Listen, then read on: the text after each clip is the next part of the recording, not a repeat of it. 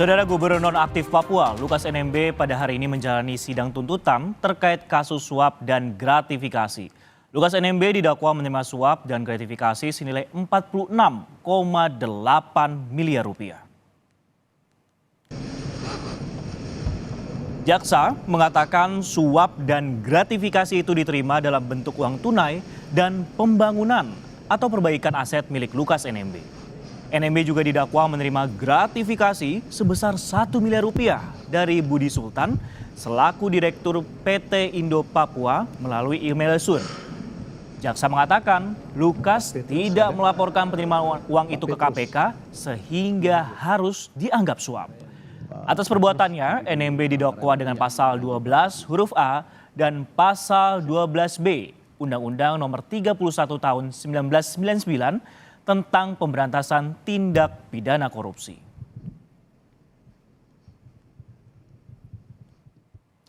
Kasus Lukas NMB menarik perhatian masyarakat, saudara. Tak hanya jumlah korupsi yang fantastis, tapi juga perilaku NMB yang mudah emosi di dalam ruang sidang. Saya ingatkan lagi bahwa tidak perlu gitu ini kan. Bisa break sebentar, Pak. Karena dia punya hak ingkar. Dia punya hak ingkar, Pak. Bisa break sebentar, Pak. Interupsi yang mulia. Ini adalah adegan saat sidang pemeriksaan terdakwa Gubernur Nonaktif Papua Lukas NMB di Pengadilan Tipikor Jakarta Pusat Senin 4 September lalu. Saat itu NMB kesal karena jaksa terus mencecarnya dengan pertanyaan yang berkaitan dengan penukaran rupiah ke dolar Singapura yang melibatkan dirinya. NMB pun menjawab rentetan pertanyaan dengan kesal hingga melempar mikrofon di ruang sidang. Sebelumnya, NMB bahkan sempat mengeluarkan makian dan kalimat umpatan kepada jaksa. Kami sengaja tidak menampilkan utuh ucapan NMB karena mengandung kata-kata kasar. Kesepakatan fee. Tidak ada pipi, kamu makan pi. Ya. Iya. Judi darah, judi apa Oke, lagi? baik tidak ada ya. Oh, judi terus. Ya. Perilaku NMB di persidangan membuat majelis hakim harus mengeluarkan peringatan. Sesaat setelah membuka persidangan pada 6 September lalu, hakim mengingatkan NMB untuk tidak emosi saat menjawab pertanyaan di sidang. Hakim juga mengingatkan bahwa ada konsekuensi hukum atas apa yang dilakukan NMB dalam persidangan. Pasti akan menilai ya tindakan saudara, sikap saudara selama pemeriksaan dari awal sampai akhir. Dan itu ada konsekuensi hukum semuanya. Ya. Karena saudara dilanjutkan dengan acara pemeriksaan terdakwa, nantinya akan ada pertanyaan-pertanyaan untuk saudara. Ya, saudara menjawab aja pertanyaan-pertanyaan yang diajukan, baik itu dari majelis hakim, penuntut umum maupun penasihat hukum saudara. Kalau saudara tidak tahu, dijawab aja tidak tahu. Kalau saudara tahu dan butuh penjelasan, silakan saudara jelaskan di depan persidangan ini dengan baik. Dengan sopan, tidak perlu harus dengan marah-marah, umpatan, apalagi makian. Sebelumnya, dalam proses pemeriksaan di KPK, NMB juga terus beralasan sakit. Kepada penyidik KPK, NMB mengaku mengidap penyakit stroke dan darah tinggi.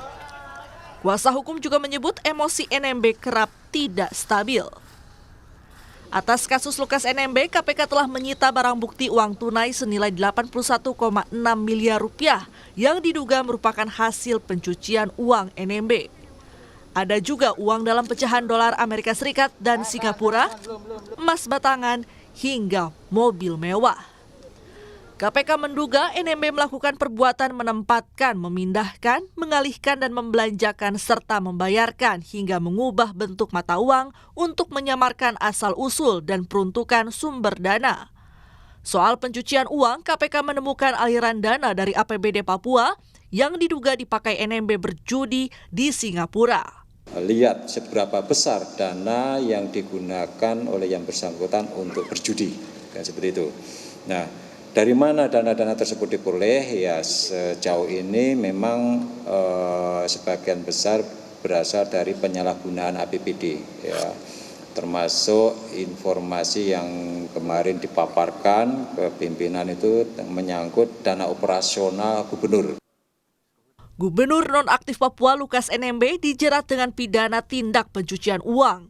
NMB juga diduga telah menerima suap dan gratifikasi dalam bentuk uang tunai dan aset. Tidak hanya kasus dugaan TPPU yang dilakukan Lukas NMB, KPK juga tengah mendalami dugaan penggunaan dana APBD untuk kepentingan kelompok kriminal bersenjata atau KKB di Papua. Tim Liputan, Kompas TV.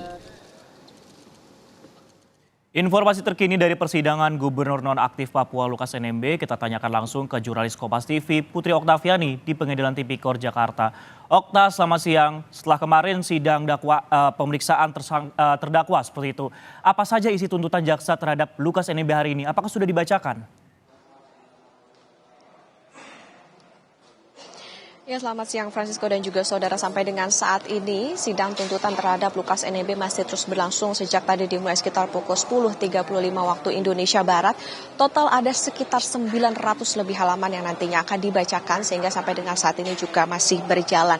Ada beberapa hal yang tadi disampaikan atau dibacakan oleh jaksa, diantaranya adalah dari kasus Lukas NMB ini diketahui bahwa ternyata memang ada celah-celah yang dimanfaatkan oleh pemerintah daerah maupun juga swasta sehingga terjadi pemborosan maupun juga kegagalan dalam proyek dan ini dimanfaatkan sehingga menyebabkan kerugian negara.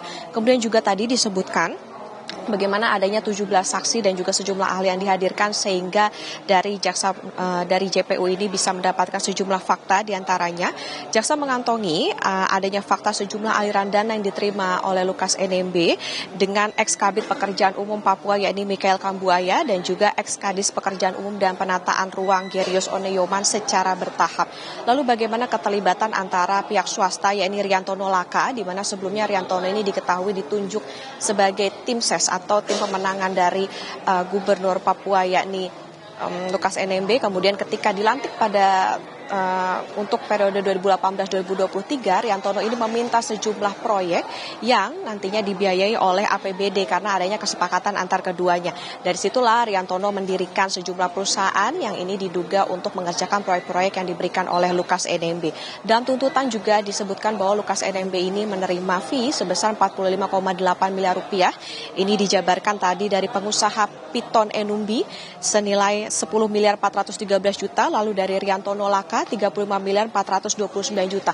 Uang-uang inilah yang sebagiannya ini digunakan untuk berjudi, diantaranya di Singapura dan juga di Filipina. Tentu nantinya seperti apa tuntutan yang akan dijatuhkan kepada NMB kita akan pantau bersama karena kita ketahui juga di beberapa persidangan sebelumnya NMB juga sempat ditegur karena sikapnya selama sidang, yakni marah-marah maupun juga menyatakan atau mengatakan hal-hal yang tidak patut atau tidak pantas. Total Lukas NMB sebelumnya juga didakwa karena menerima suap dan gratifikasi senilai 46,8 miliar rupiah. Tadi 45,8-nya adalah berbentuk suap dan 1 miliar diantaranya adalah gratifikasi dari Direktur PT Indo Papua yakni Budi Sultan. Kalau dalam dakwaan kita ketahui bahwa Lukas NMB ini didakwa dengan pasal 11 Undang-Undang nomor 31 tahun 1999 ini disempurnakan menjadi Undang-Undang nomor 20 tahun 2001 tentang pemberantasan tindak pidana korupsi, jungto pasal 55 ayat 1 KUHP dan jungto pasal 65 ayat 1 KUHP. Ini pidana penjaranya bisa 5 tahun penjara.